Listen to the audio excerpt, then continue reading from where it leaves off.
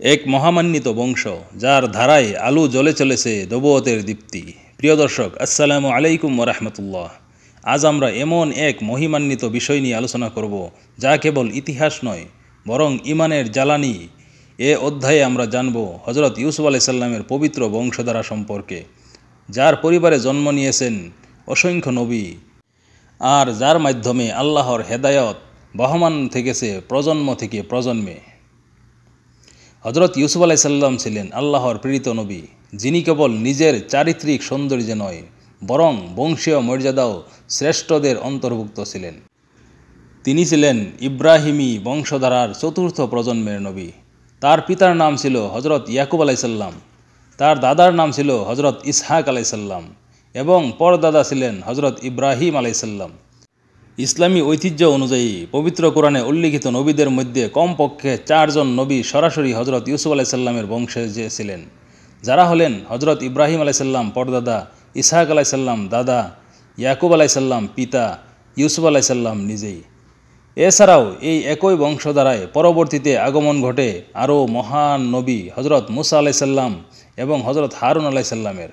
তারা ছিলেন ইউসুফ আলাইহিস সালামের বহু প্রজন্ম পরে বনি ইসরাইল জাতির নবী। আল্লাহ তাআলা সূরা ইউসুফের শুরুতেই বলেন, নিশ্চয়ই ইউসুফ এবং তার ভাইদের কাহিনীতে অন্বেষণকারীদের জন্য রয়েছে বহু নিদর্শন। সূরা ইউসুফ আয়াত 7। এছাড়াও সূরা আনআম আয়াত 84 থেকে 86-তে আল্লাহ বলেন, আর আমি তাকে ইব্রাহিমকে দান করেছিলাম ইসহাক ও ইয়াকুবকে, প্রত্যেককে আমি হেদায়ত দিয়েছিলাম, আর নূহকে আমি পূর্বের হেদায়ত দিয়েছিলাম, এবং তার বংশধরদের মধ্য থেকে দাউদ, সুলাইমান, আইয়ুব, ইউসুফ, মুসা ও হারুনকেও। এ আয়াত প্রমাণ করে ইব্রাহিম আলাইহিস সালামের বংশই ছিল নবীদের বংশ। ইউসুফ আলাইহিস সালাম এই ধারার এক উজ্জ্বল নক্ষত্র। ইউসুফ আলাইহিস সালামের জীবন কেবল সৌন্দর্য ও ধৈর্যই নয়, বরং একটি মহান বংশীয় উত্তরাধিকারের প্রতিফলন। তার জীবন ছিল ইলিম, তাকওয়া, নবুয়তের আলোক ধারা ও আল্লাহর ভালোবাসার জীবন্ত নমুনা। আমরা দেখতে পাই ইউসুফ আলাইহিস সালাম তার চরিত্র দিয়ে সেই বংশের আদর্শকে সত্যিকারের বাস্তবতার রূপ দিয়েছিলেন। তাই আল্লাহ তাকে পৃথিবীতে সম্মান দিয়েছিলেন এবং তার বংশধরেরাও নবুয়তের আলো অব্যাহত রেখেছিলেন।